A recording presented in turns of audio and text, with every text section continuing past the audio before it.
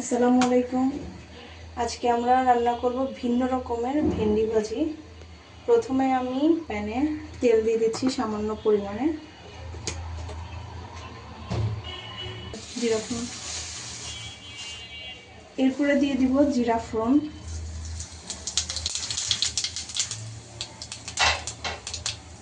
চুলার আঁচটা একটু কমায় নিতে হবে।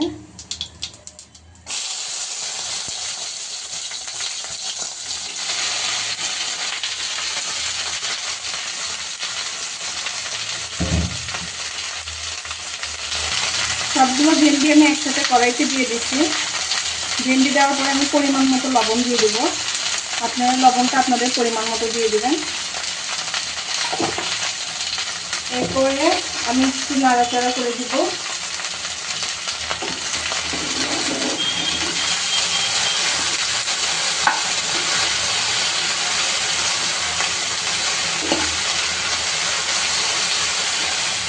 হালকা একটু নাড়াচাড়া করে চুলার আঁচটা খুবই আস্তে দিয়ে এটাকে রেখে দিতে হবে।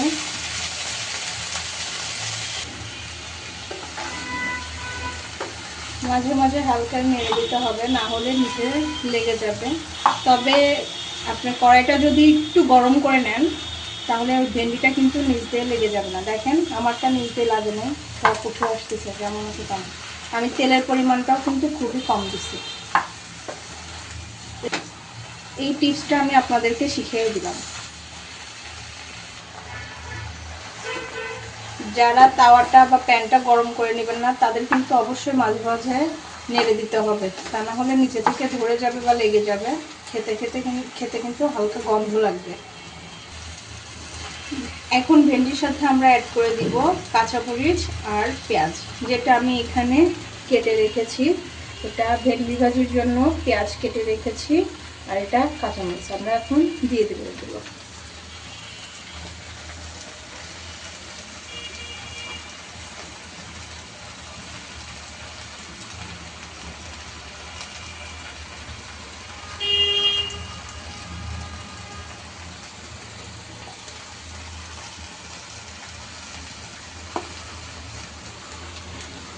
বাকিগুলো অন্য রেসিপির জন্য।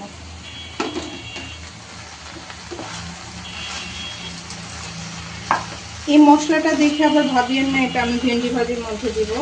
এটার জন্য এটা আমি কাবাবের মশলা হিসেবে রেখে দিছি, যেটার ভিডিওটা আপনারা পরবর্তীতে পাবেন। অবশ্যই দেখতে হবে আমার ভিডিওগুলোতে কিভাবে আমি কাবাব বানাচ্ছি।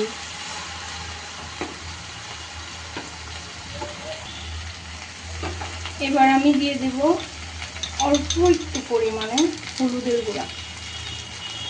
যারা সবুজ সবুজ খেতে পছন্দ করেন তারা হলুদের গুঁড়া অ্যাড না করলেও পারবেন। তবে আমার মনে হয় বাচ্চাদের জন্য হলুদের গুঁড়াটা না দেওয়াই ভালো, এরা বাচ্চাদের খাওয়াতে চান।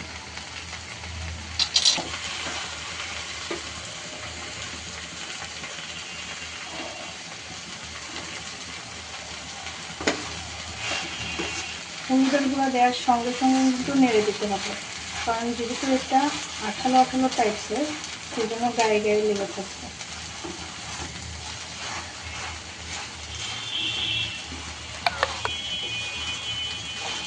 ভেন্ডি ভাজিটা সবুজ সবুজ কালারটাই বেশি সুন্দর লাগে আমার কাছে।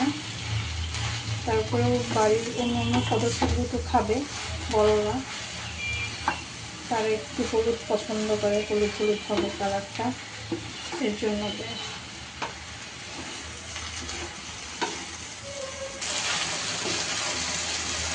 আমি আগেও বলেছি বারবার নেড়ে দিতে হবে, তা না হলে নিচে দিয়ে লেগে যাবে।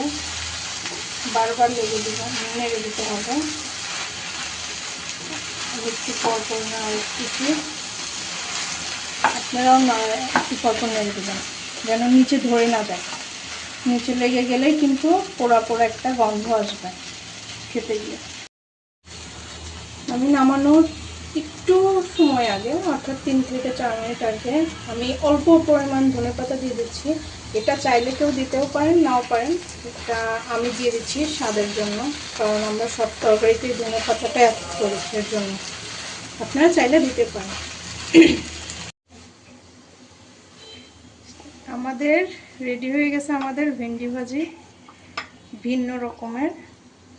আপনারাও ট্রাই করতে পারেন বাসায়। সব সময় একরকম খাবার খেতে খেতে মুখের অরুচি ধরে যায়। মুখের স্বাদ চেঞ্জ করার জন্য এইভাবে মাঝে মাঝে টুকিটাকি ভেন্ডি ভাজি, আলু ভাজি, পটল ভাজি খেয়ে দেখতে পারেন।